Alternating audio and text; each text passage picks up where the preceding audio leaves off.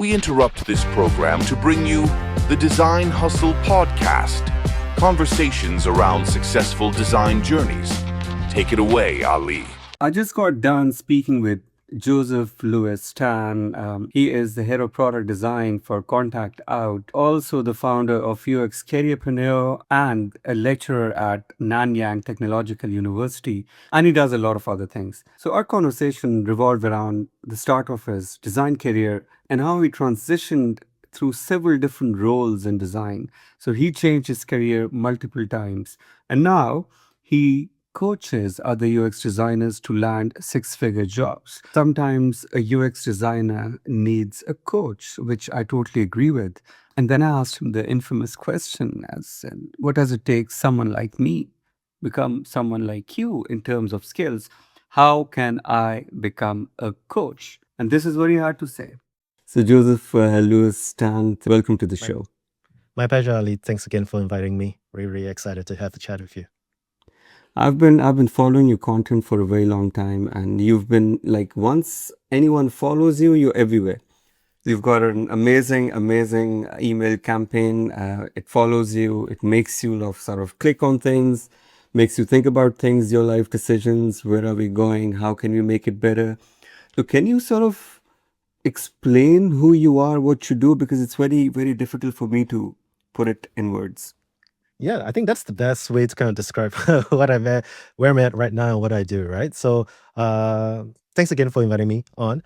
So let me introduce myself. I'm Joseph. I'm one of the right now my current role is the head of product design at a B2B SaaS company, at a data company called Contact Out. I've been there for about 3 years. My primary role here is really just helping and leading up the product design function in this startup, right? But that's my full-time job. But outside of that, I wear multiple hats. First and foremost, the most important is I'm a dad and a husband as well. So I'm a dad to a 2.5-year-old toddler kid who screams and wants my attention and love and always. So really happy about that. And it's great that I'm working as a remote job so that I can really spend a lot of time with family as well. But other than that, I also am a part-time lecturer at one of our design schools here in Singapore, at a university called Nanyang Technology University, one of the top art and design schools in the world. So I'm teaching designs there to non-designers, folks who have zero clues about design, and I'm just sharing a little more about my passion for design and across the different disciplines as well. But more importantly, I write daily and post daily on LinkedIn, sharing a lot of tips on job search and especially helping out our UX community here. A lot of folks either been laid off or entering to the market, or they are mid-level senior designers wanting to level up in the next role and trying to find the next dream job. I'm sharing different thoughts and advice and tips and hopefully insights to help them land the next role as well. In that, I also run a coaching community, a career coaching community that I call UX Careerpreneurs. This is where I work closely with my clients on a group basis to really help them to land 1 to 2 six-figure offers through less of the spray and pray method of applying to job boards, applying to job portals endlessly, which never and rarely kind of works. There's only about a 1 to 2% of application that goes through that really gets selected and finalized down to an offer. But really is more about a proactive outreach, trying to get referrals, helping them to get referrals. And all of this, honestly, are like things that has not been taught in school.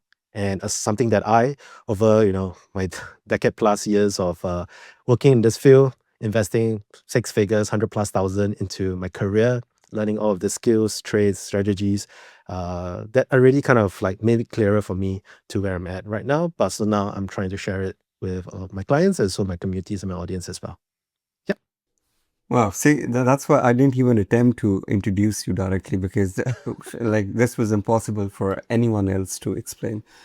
Really, so I get inspired by people like you, who have so much drive to sort of not just only improve your own life, but also then share out, reach out, have impact in other people's lives as well, and try to sort of prioritize your services in a way that whatever you've learned, you can actually sort of pass on to other people, and sort of then lure them into this journey themselves. So it's I think it's a circular process where then the other person could then follow on what they've learned from you.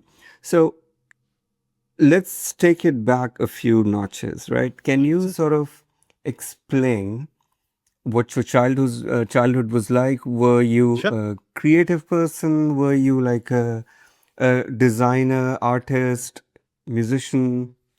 Yeah, 100%. Happy to share as well. So for me, I don't come from a well-to-do family. Both of my parents are disabled. Both of them are wheelchair users. So from a really, really young age, me and my siblings really had to uh, look after ourselves and, try to be independent as fast as possible to kind of look after ourselves and all. But fortunately and very luckily is that my parents are very supportive in what I do. And earlier on, I had this interest in drawing and sketching and coloring. They have entered me into art competition. So I kind of picked up my love for art and being creative from a young age. It's only until that I went to secondary school or high school for my US and Western folks, is that we have a module or class called Design and Technology, which essentially is about making stuff with our hands, making products, be it a key holder, making it out of wood, metal, plastics, and all. And that is something that I truly, truly enjoy. And I did it for 2 years, for my Sec 3 and my Sec 4 at 15 and 16 years old. I did pretty well. I was the top of the level, of the entire level for both 2 years, which kind of indicates to me that, hey, maybe I have this strength and unfair advantage in this area of being good in design. And this is something that I didn't really, it came natural to me. Like, I really enjoyed doing this. So it doesn't seem like so much of a work to me because I just lose myself into it. From there, then I started once I graduated from secondary school, I need to start to think about my next step in my career, in my education. And for that, here in Singapore, it's about figure out, are they going to diploma route or going to a college route? So for me, I'm going down to a diploma route. And for me, uh, I was figuring out, hey, is there a course that's something similar to this? Because I don't know where this would take me.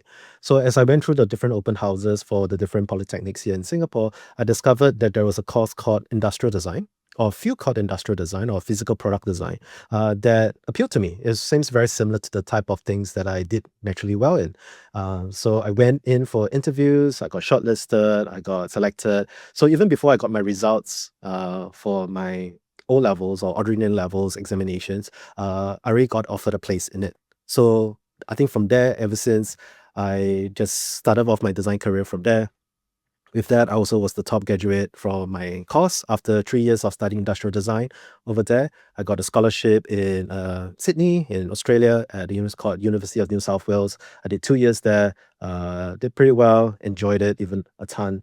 And then, yeah, I already came back to Singapore, started my own studio, and my design career kind of start from there. Again, my story is pretty long, but that's how I kind of got started, from my love of design, my support of my parents, and just the um, luck, I would say, kind of finding my interests and my passion along the way. Yeah, it's amazing. So from industrial design to then how did that shift happen? Yeah, many different switch. I'm more than happy to share with you. I'll share a brief version, and if you want to dive deeper into it, I'm more than happy to explain as well. So after I've gotten my degree, actually I wanted to stay in Australia, but it's the visa issue didn't allow me because there wasn't in demand for the role of designer. So I came back to Singapore. I came across to my alma mater, which is my old polytechnic. I went there to kind of visit my lecturers, but they recently opened up a entrepreneurship center or co-working space for online students start up business. I started my studio there. I did it for 6 months and end up losing about 5 figures because of uh, just miss in terms of papers. I overtrusted people, and people didn't kind of fulfill the end of the bargain. But luckily, through that, I also managed to find my first dream job, which is a retail product designer at a company called or agency called Barrels. Basically, if you ever went to a supermarket and felt compelled to buy something that you didn't need to, it was my job to really help design brand experiences and retail displays for Fortune 500 brands, all the way from your Colgate, your Oreos, your Palm Olives, your Dove, all the way to your secret brands, your alcohol brands, all above, right? really encouraging those browsers to become shoppers and buyers as well. So I did that for about 2+ years, and then eventually I decided that hey, I wanted to make the shift over to education. I always had this passion and love for education, and I came across this ad. I applied for it. And it was a lecturer role at another polytechnic, called Neon Polytechnic. So for that role, it was a tough decision because back then when I was making that shift, it was 27 years old. Right, I was pretty young to be a lecturer or even considered to be a lecturer because looking at my peers during that in that course, they're all like 10, 20, 30 years older than me. So I was pretty young to be a lecturer then. But needless to say, I got the offer. And eventually, when it comes down to figuring out, which should I go, because it's totally a career shift from being a designer into an educator, full-time educator. So for me, both roles paid about the same. So it really it was not an issue of money. It was more issue of values alignment and what I'm really passionate about. So when I came down to that, I realized that, hey, I'm passionate about design. I'm passionate about teaching, definitely. I'm also passionate about traveling. So I kind of scored both the jobs based on those three criteria of things that I don't mind doing it for free if there was given an option to me. So all of that, I'm more than happy to. The role in Barrows as a retail product designer scored high in design, low on teaching, and average on travel. The role as a lecturer scored medium on design, high in teaching, high in travel as well because got more leave, going to more student trip as well. So that made the choice very, really like no-brainer, right? So I just went become a lecturer. I did for 3 years there. Pretty excited about it. Got the teaching awards, got recommendations. Also helped to build up the design center in the school to really help attract a lot of partnership projects as well as help incubate our students project to be commercialized as well.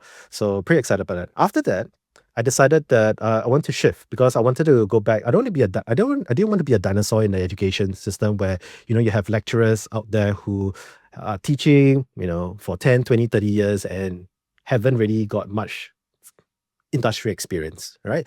And knowing that the design world has shifted so much and so fast rapidly over the years, even back then, 10 plus years ago, I needed and wanted to kind of tap into a new industry. So for that, I was fortunately being headhunted by DBS Bank, one of the banks here in Singapore. But again, it's also a global, one of the best banks in the world, based on the awards that they have received as well. So I received that uh, being headhunted for that role. But the role was interesting because it was for an employee journey design coach, which is a very new role in a new field. It's called employee experience. So it's not part of HR or human resource. It is part of the transformation group, which is looking at really transforming the bank from within. And one of the projects that I was working on in that role was looking at employee experience regarding the future of meetings and how we meet in the bank and because that is like shipping culture, and that was one of the core projects that we worked on. So through that project that I spent, it's about 3+ years there, we managed to help the bank save over about 540,000 employee hours and save about 27+ million in productivity saving every single year through this creation of this campaign or initiative that we call Meeting Mojo, which is about helping folks to meet better in the bank as well. Happy to go down that. I did a talk on conference, and also it's been featured in Harvard Business Review MIT slogan as well. So that was exciting, seeing design being applied into a totally different area, which is employee experience. And after that, then I shifted over feeling, hey, now that I've got experience in employee experience, like internal experience, I want to get more experience looking at customers. So customer facing, consumer facing. And this is where I shifted over to being an employee experience design manager at one of our insurer companies here called Income. And through that, I did pretty much a few projects. First one is a micro insurance project that really looks at helping our gig workers and millennials who are earning much income, and how can they help them to afford, full, like getting insurance because they can't afford the full premium, right? So we had this thing called Snack, which is a mobile app that allows them to, as they go about their daily chores and activities of like traveling on the bus, on the train, or buying groceries and all, every transaction they make, they'll buy a micro insurance. So the problem that we had with that is like, it scored multiple awards and pretty good and overall, but it didn't really convert and didn't did as well in terms of the user. There's a lot of usability issues. So one of my roles is come in, redesign the whole floor and the app, and through that, we help to double up the customer space, we help to double up the revenues that we generate from the app and such. So pretty exciting as well. And I did a few more other projects in that. But at the same time, I felt Sorry, Joseph, I just want to jump in and ask you a Sure. question here. Sure. So, how did you deal with the whole imposter syndrome thing? Because you're changing Sure. roles and Very good. so how do you deal with that, right? Gotcha. So interestingly is that I never really kind of frame it like that. I always frame it as a learning opportunity in every role that I go and a way that I can contribute in a unique way. And one of the feedbacks that I got from my hiring manager at DBS Bank kind of really gave me a lot more confidence as well. Because during the time when I shifted over there, the other two people that was hired for similar roles like that were at director level, were, like some senior level, both actually at director level, at different fields as well. So it made me question like, hey, am I too young? Am I really qualified for this role? But one of the things that he shared is that, hey, Joseph, looking at your background, because you have experience in industrial design or design, your experience in teaching as well as a bit of entrepreneurship, this diversity of different experience and skill sets that you have makes you a great fit for this role that we have, which is all about dealing with ambiguity and different areas and new challenges that has ever not been seen before. And I thought, that's an interesting way to think about it because I kind of saw from that, but hearing it from somebody who, is really on the other end hiring me, seeing this diverse experience is actually a skill set, is actually a strength, right? So for me, that kind of gave me a lot of confidence. But along the way, I do have some imposter syndrome, and a lot of limiting belief, especially for me as I transit to be a coach, as a career coach and really helping folks and my clients and all. Because I've been doing that for ever since the start of my education or my teaching career or my design career. But I never had the confidence to go and charge people. So what I do and exercise that I came across from one of my coaches about is called it's a defeating the limiting belief exercise, which is very simple. It's just listing out all your limiting belief, and after you've listed that, and just kind of reframe it and say why is that statement not true. And it's true that I did. I think I did it about 5 years plus ago. That really then start giving me the confidence that actually I have really proven myself over and over again that I'm more than qualified to be this and start charging people, start getting people to invest in me, and invest in themselves to really level up in their careers and all. But it's going through this exercise of like I had 10 limiting beliefs that I went through each of them with like at least 5 to 10 bullet points of countering and kind of defeating that limiting belief and reframing that really helped me. So every time I feel like a bit of an imposter, I'll just go back to that and say that, you know what, I've really done some of these things that I really proven myself over and over again that I'm more than qualified to do that. So yeah, that's for me, and that's something that I share with my clients as well. I think this is really powerful because so just to share a little bit of my story with you, so 100%. you get the context why I'm asking these questions. So because I've sort of transitioned into different professions as well. So I come from an architectural background. I started exclusively as an architect. Then I worked as an architect in Dubai and Abu Dhabi and so forth for like about 10 years exclusively. And then I sort of realized the same sort of thing, like, okay, there must be something more to this than just architecture, because, you do the same thing for so many years. It's just people like us, I think we're naturally curious. We want to do more things. We want to understand things. So I sort of then transitioned into startups and then into UX. Yes. And it was like I call myself an accidental UX designer, right? Because I didn't know I was doing UX for the longest time until someone said, hey, it seems to me that you're a UX designer. I'm like, hold on, let me Google that and see what that means, right? So 100%. so this is how it sort of happened. And that's why I was asking, like, and then once someone put a stamp on me, I was like, oh, now I need to act like a UX designer. So you know what I mean? So it's just whole idea of identity that you sort of have to take on. And what I feel, and I just want to transition into your current role, because I'm really fascinated with your coaching role right now. 100%. I struggle with the same thing because I do help people, but that's a different tag that I have on. But it's very difficult for me to call myself a coach or a mentor, because I think it needs a whole new level of confidence, or maybe some method to this madness. So I Yes, would like to frame this question to you, right? So 100%. uh, how what advice would you give others who want to sort of do what you're doing, Yep, and follow that up with explaining how you help people, how you coach people into getting new jobs? 100%. Got you. Yeah, I think thanks for sharing as well, right? There's a lot of people that I come across to my clients as well, um, most likely career shifters, right? Or career switchers as well. Like myself, I've switched from so many different careers, being an industrial designer, educator, going to transformation design or employee experience design to, customer experience design, all the way down to now a more formal physical product design, and also now to design coaching. So a huge shift. Um, but at the same time, I think it's a lot. It starts a lot with clarity. So one of the things that I get my clients to do first and kind of work on is really first fix on your mindset, because a lot of the times when we go into shifting our careers, the default mode that people will go into is, I need to go and update my LinkedIn profile, update my resume, my portfolio, my case studies, my website, and all that, and then just apply to hundreds of jobs, right? But then it kind of gets stuck. It might work in a climate where the job market is pretty abundant, but especially as we know now, the market is pretty competitive, where it's pretty tough to get a job.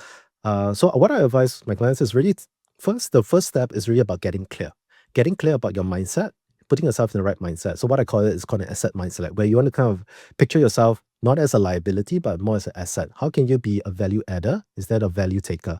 How can you be more proactive in your job search rather than reactive, just applying and just waiting, right? And just praying and waiting for results. So it's about shifting that mindset. And through that, one of the exercises that I get them to go through is that limiting belief exercise, where you start to shift and reprogram the mind, all right?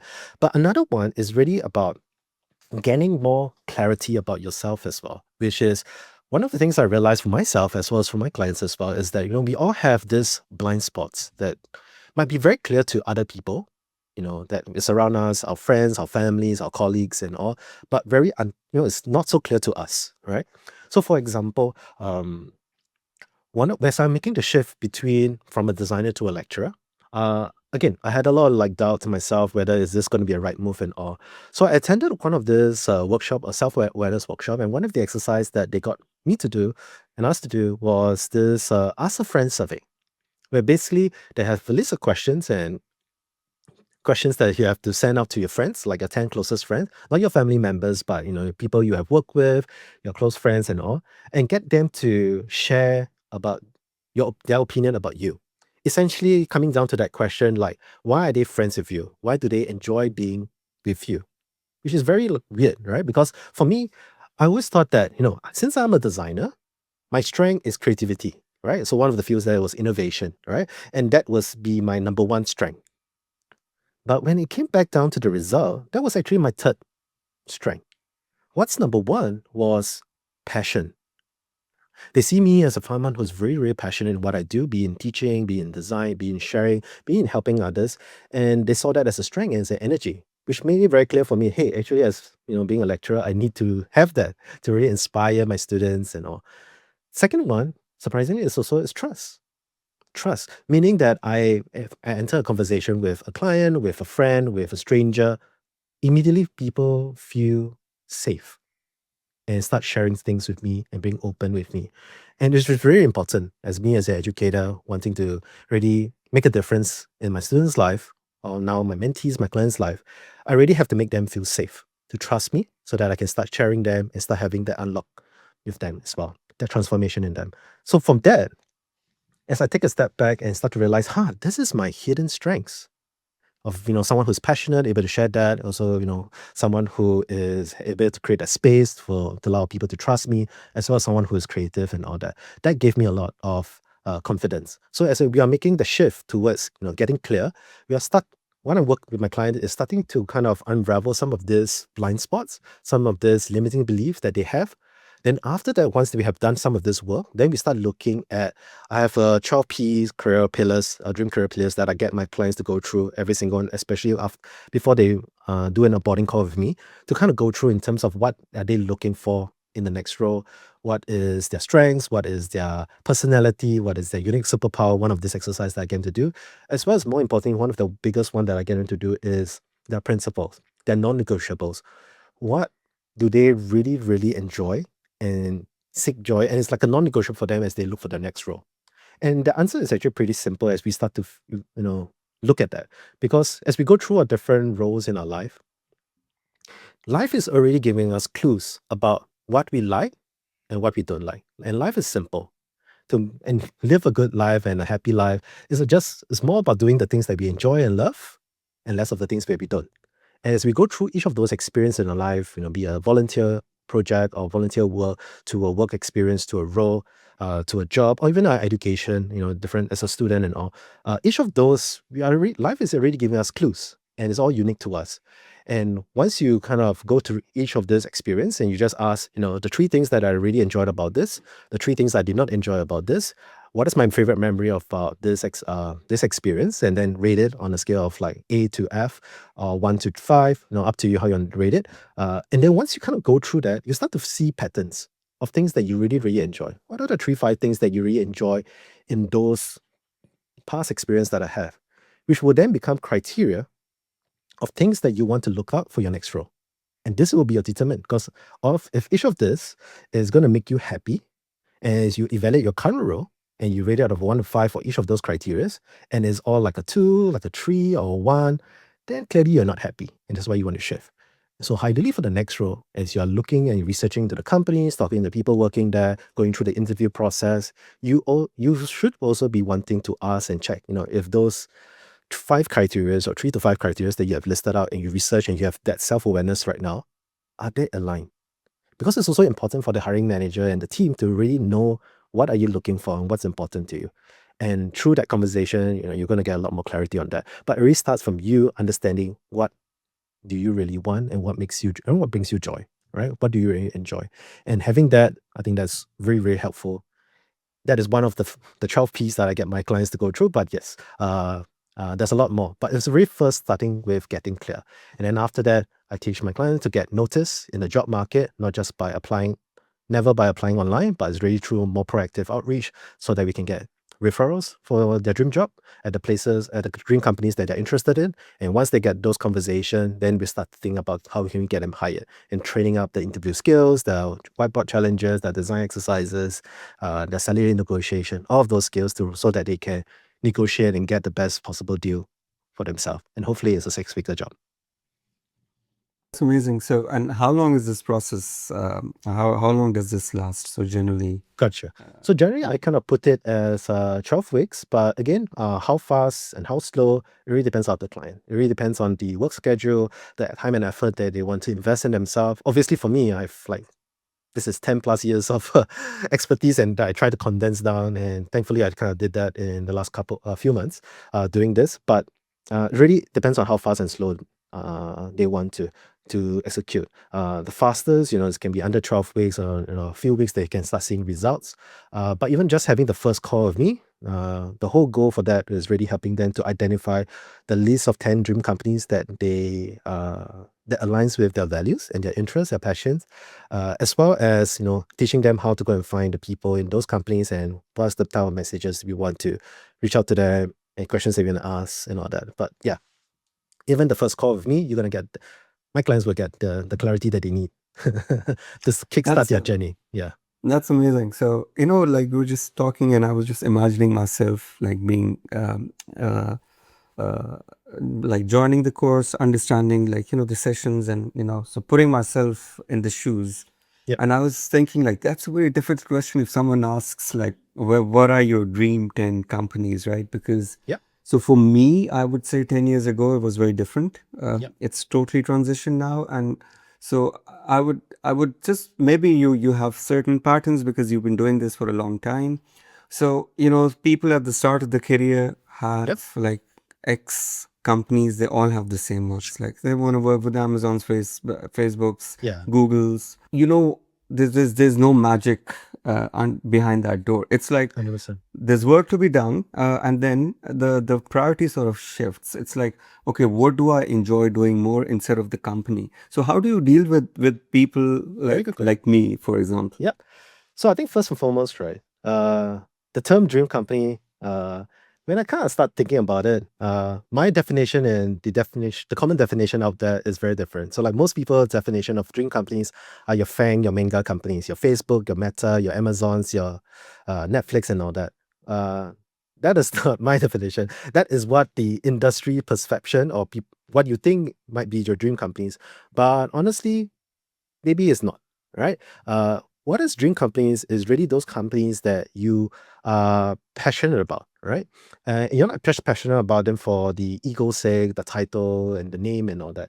That shouldn't be. If that is, I think that is a pretty shallow, like surface reason why you want to go in, right? It needs to go deeper into your own vision, your own values and all. So the exercise that I run my client through that is what I call the jackpot formula or the 777 three sevens exercise, right? So basically is the seven personal passions that you have and you like and enjoy to do. All right. So if you on the side of work, if nobody pays you to do anything and you naturally have this interest of doing this, like what are those seven things, all right, that you lose track of time? Design obviously can be one, but what else other than that, right? So you start to list that. Second one is the seven personal problems that you've experienced and faced. Right. So these problems and experience that you face, it could be from finance, it could be from finding a job, it could be getting like anxiety, depression, you want to mental health issues or whatever, right? Relationship issues, communication issues. You want to kind of list down the seven problems that you face on your daily basis or in your personal life. The last one is the seven professional pains. The pains that you go through as you go through your day-to-day work.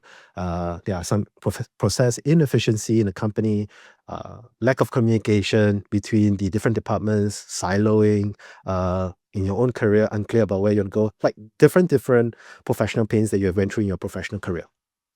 Why each of this is important to go through as you list down? Each of the passions or things that you enjoy, problems that you face or professionally that you face in your career or your professional life, there are companies, a B2B, a B2C, or companies that is solving these issues or working on this. And then it comes a very natural conversation where a hiring manager will come to ask you, hey, Ali, why do you choose our company? Why do you want to work here? No. If your typical response is that, oh, because it's a good company, you're design focused, you have a great team, love your product, and so that's like very surface, generic answer. For me as a hiring manager, that is quite scary. Because if you're giving that answer, the employee engagement of you if I hire in is going to be very low, and you're just here for maybe the name, the money, and just you wanting a job, which is all going to be true. All right. But for me to see that you have a vested interest in our company, the mission, do you believe in our purpose, our mission, the problem that we're solving, the customer, like very low. So the risk of you living, high, which is, we're going to repeat the whole hiring process again, right? It's very risky for me. So, but versus someone who say that, hey, I'm a long-time customer of this, I've used your product for many years, I really enjoyed this from young, I've always been involved in this, I love, for example, reading books and all that, and I've been using your um, book summary app for so long. I've read 100 books through that. I've learned a ton, and this is where I share. Like that becomes something different where you go deep into it and you become like either a user or you truly believe in the mission and vision of the company. But again, all this comes back from self-awareness and clarity. And that's why I start that with that first. Because once you have that, then it becomes very clear in terms of what's the next role you want to go, and it's going to be more aligned. And is that ever going to be a perfect 10 out of 10 dream company? Yeah, maybe yes, maybe no, right? Maybe the ultimate one for you is then thinking about starting your own, right? Company, or starting your own career, being a freelancer, starting your own agency. But that also has stress that maybe you haven't expected yet. But again, the goal in life is really just doing more of the things that we enjoy, that aligns to who we are. So now try to explain it to me, like, someone like me Mhm. now talking to you, what advice would you have for me? Gotcha. Yeah. I think first and foremost it's about making that decision, and if figuring out if that is going to be a priority for you, right? Because I tend to see a lot. I've been writing every single day for the last 2+ years. Yeah. And I do see people coming in and out who are losing hope, or even doing that. Writing is one form of it, content creation is one form of it, which eventually led into creating a business. But it's the same for folks who are going to starting a business as well. They be in and out for doing it for a couple of weeks or a couple of months, and then afterwards, yeah, not doing it anymore. So I think the first and foremost is you need to kind of decide for yourself, is this a priority in my life? Am I really committed to doing this? Right? Or at least am I committed to do this? If it's that too big for you, then it's like, am I at least committed to do this for 3 months? Or if it's writing content daily on LinkedIn or posting on YouTube or whatever, am I able to commit to this for at least 3 months, or posting at least 100 pieces of content without any judgment and just putting out data points out there to kind of figure out what hits? Am I able to commit to that? If the answer is yes, great. That's the first start, right? Because the first step is really about just getting started, about starting your journey. Once you've pushed out so like for me, when I started my career coaching, I made out a goal especially during the COVID period as well. The goal there was just I want to coach 100 people for free, mentor, and that thankfully APD list came aligned. Then I was one of the first few early mentors on that platform. So yeah, just before as they shift over from that Google spreadsheet that Felix and team did it, was one of the first few that was on the platform. So through that, I've coached about 100 plus designers across the world for free, just really building my craft. Right, building the craft. And one of the reasons of why I was doing that as well, other than just building my craft in terms of mentorship, coaching, and all, and just really helping other people, was because I also was lacking design management experience, and I needed to showcase to future employers that I'm going to be a good design manager because I have this skill set of coaching and mentoring. So I want to show them irrefutable proof that I'm good in that. So I have 60 plus, 70 plus testimonials from mentees, clients that I'm doing that. Right. So you can't deny that I'm not good at it. All right. But first and foremost is really, are you willing to put in that amount of effort and time and dedication for a long period of time, for at least 100 days, or for 3 months, right? And that be content, or that being the activity that you're doing. Because once you start doing that, you naturally will start seeing common requests and common questions that people will start asking you, and natural things that people will start coming to you for help with. Like for me, ever since young, it was early in my career, I had students coming up to me and seeking clarity about their career, about, hey, Mr. Joseph or Joseph, where should I go to university? What should I do for next my career? Now I've graduated, what should I do next? How do I get my first job? Should I go over this university to study, or this university? Like all of that question. Naturally, strangers came to me, students came to me, even my friends start coming to me, like, what should I do in my next part of my life, right? And weird, because I never kind of show it out there or make this call to action that, hey, you are seeking coaching, come to me. I never, right? It's something naturally people came to me. I think life, again, life has already been giving us clues. It's just whether are we willing to listen and hear those knocks on the door. As we start listening, and the content that you're going to be pushing out, if you're thinking about, podcasts, 100 pieces of podcasts, and you see the comments and feedback, or 100 pieces of LinkedIn posts, see the comment and feedback, or 100 short form content on TikTok, X, Instagram, whatever. Based on those comments, and you start hearing DMs and requests coming from people naturally seeking you for advice or help in something. Once you start seeing that, cool. Then it's about refining that and seeing whether you can help one person solve that one problem that they have. And then if you can I then scale it to 10 people? Because once you have that, then you have a bit of case study and proof and testimonials. And then from there, you can think about, hey, the next person that I want to help, if I ask them for some money, right? So when I first started, I just started charging people $100 an hour for my coaching, and 150, 200, 250, 300. Every time people said yes. So it's like, there's people who are willing to pay for this. And then from there, eventually I realized it was too big or too expensive. Then I scale it down to something that's more affordable and accessible right now. But it's a whole process of learning in this. And it all starts from first deciding, is this a priority I want to do in my life? Do I want to focus on? If the answer is yes, then I want to focus on my first 100 pieces of content that I put out there so I can gather data points and start getting inbound activities. Because if you're not getting those inbound and natural requests coming in, maybe you're in through that 100 pieces of content or materials or things that you push out, and you're not enjoying it and you're not able to sustain it, then life also is teaching you that and telling you that, hey, that maybe that is not what I'm supposed to do or meant to do yet, because I'm losing that drive and all that. For me, I've posted, 800, 900 pieces of content. Like, it's telling the same thing over and over again. It's just in different way, different angle, different perspective, and all, right? And that brings me joy. So again, coming down to what aligns you deeply, figure it out. If you do not have any clues around that, then it's really about sharing everything that you know. And after that, you start seeing what signals you're getting back. And if the signal is stronger and louder that, hey, people are willing to pay for you for that, then I will double down into that. Or I see a post has certain high level of engagement. Cool. What is it about that went well? What didn't go so well? Then I would double down and try to figure out from that direction.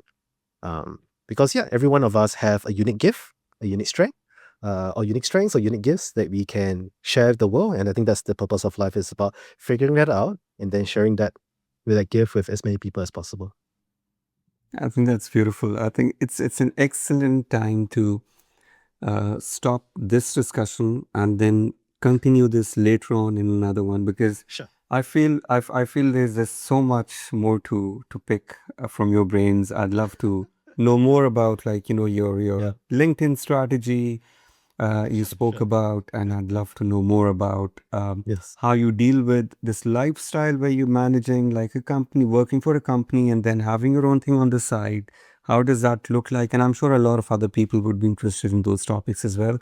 Yep. But I'm really respectful of your time. And Joseph, thank you so much for joining. No worries. Pleasure there. Yeah. A lot of it I can go a lot more deeper. And I think that's one of the reasons why I'm a lecturer. I tend to babble along a lot more. But hopefully, it's been helpful to you and your audience as well. Yeah. Love to come down for another chat. Thank you so much. Thanks, Ali. The Design Hustle Podcast.